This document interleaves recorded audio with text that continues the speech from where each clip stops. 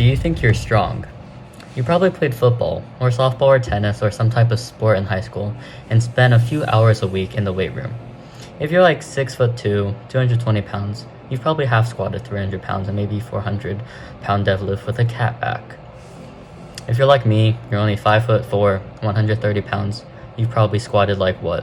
65 pounds and deadlifted 95 pounds. Who am I? What right do I have to judge your lifting technique?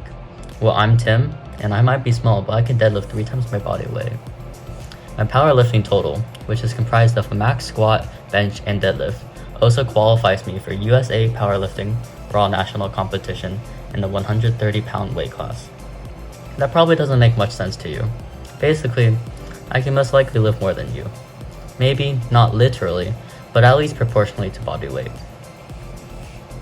And today, I'm going to teach you how to become a Gymshark athlete. I'm going to cover 3 topics. One is how to maximize gains safely in the gym. The second is how to maximize progress and growth with manipulation in the kitchen. And the third is to maximize longevity for health with lifting. All of these topics will mainly cover aspects of powerlifting with related training rather than general fitness or hypertrophy. However, some of these are transferable to all aspects of fitness. Number 1. According to Class Powerlifting Performance, a systematic review, studies show that the use of a low bar back squat and a wide grip bench press would generally contribute to moving greater loads and heavier weights. Altering lifting form also tends to have the greatest increase in ability to add weight being lifted. In today's modern age of digitalization and technology, access to proper lifting form is more prevalent than ever. One can simply take videos of themselves while lifting to analyze their technique and form.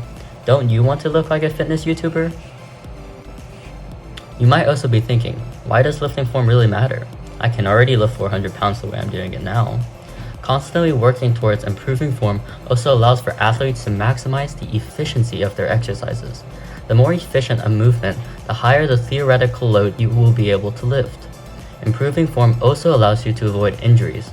By lifting more properly, it is less likely to injure yourself unless there is a significant breakdown in form, which is common at higher and maximum loads.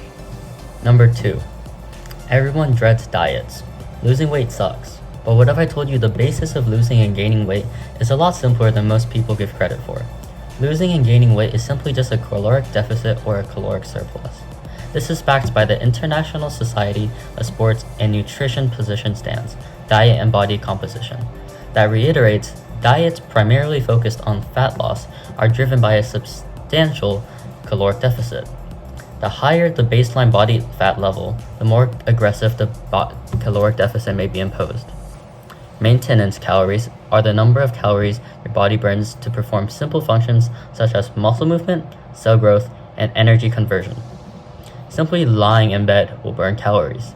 Therefore, the best formula and diet for strength, growth, and progression is eating a slight caloric surplus above your maintenance, as your body will use these extra calories for fuel and growth of muscles. Finally, number 3, longevity through general fitness.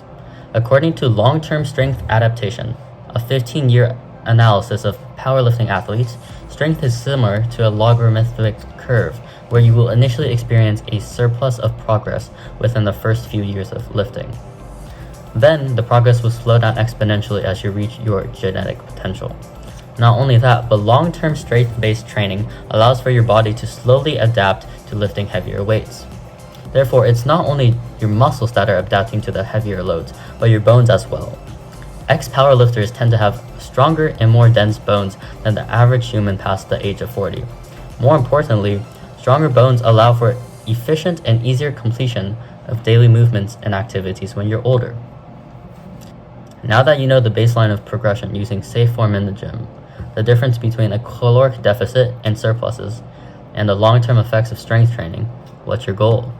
Are you going to pursue powerlifting? Are you going to stay in bed all day and get that ripped six-pack? Or are you going to try to get sponsored by Gymshark?